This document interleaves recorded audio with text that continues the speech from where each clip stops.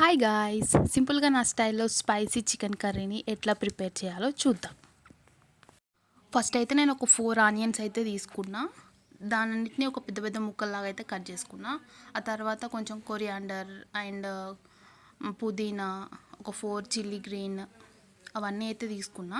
అవన్నీ తీసుకొని అవన్నిటిని ఒక పేస్ట్ లాగా అయితే ప్రిపేర్ చేసి పెట్టుకున్నా. దానిలో ఒక 2 లవంగాస్ అండ్ మిగతా మసాలాలన్నీ వేసుకున్నా. ఆ తర్వాత ఒక ప్యాన్ పెట్టుకొని స్టవ్ ఆన్ చేసుకొని తర్వాత ప్యాన్ పెట్టుకొని ఉల్టా అవుతుంది, కొంచెం అడ్జస్ట్ చేసుకోరు గైస్. ఆ తర్వాత మసాలా అండ్ అల్లం వెల్లుల్లి పేస్ట్ అయితే వేసుకున్నా. ఆ తర్వాత మంచిగా మిక్స్ చేసుకొని కొంచెం జీరా అయితే వేసుకున్నా. అవి కొంచెం ఫ్రై అయిన తర్వాత దానిలో అవన్నీ మిక్స్ చేసి మనం పేస్ట్ అయితే ప్రిపేర్ చేసుకున్నాం కదా, ఆ పేస్ట్ వేసుకొని కొంచెం పసుపు అండ్ సాల్ట్ అయితే వేసుకొని దాన్ని మంచిగా అయితే మగ్గనిచ్చిన. అది కొంచెం ఫ్రై కావాలి, దానిలో ఉన్న పచ్చివాసన అంతా ఎవాపరేట్ అయిపోయి అది కొంచెం మంచిగా ఫ్రై అయ్యేలా ఉంటే తర్వాత నేను దానిలో చికెన్ అయితే వేసుకున్నా. ఆ చికెన్ వేసుకున్న తర్వాత మంచిగా దాన్ని మిక్స్ చేసుకోవాలి. మిక్స్ చేసుకొని ఒక 15 మినిట్స్ అట్లా దాన్ని మగ్గనియాలి. అప్పుడైతే కొంచెం చికెన్ అంతా ఉడికి దాని పచ్చివాసన అంతా అయితే పోతుంది.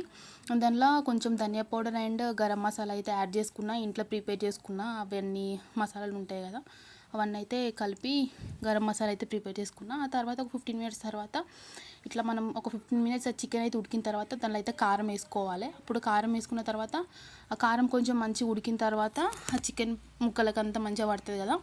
ఆ తర్వాత మనం కొన్ని వాటర్ అయితే వేసుకొని లాస్ట్కి ఇట్లా గార్నిష్ చేసుకోవాలి కొత్తిమీరతోటి. అంతే, మన వేడి వేడి టేస్టీ చికెన్ కర్రీ అయితే రెడీ.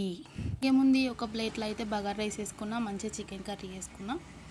చికెన్ కర్రీ చూడండి, గ్రేవీ ఎంత మంచిగా ఉందో, ముక్కలు కూడా మంచిగా ఉడికినాయి, పీసెస్ కూడా.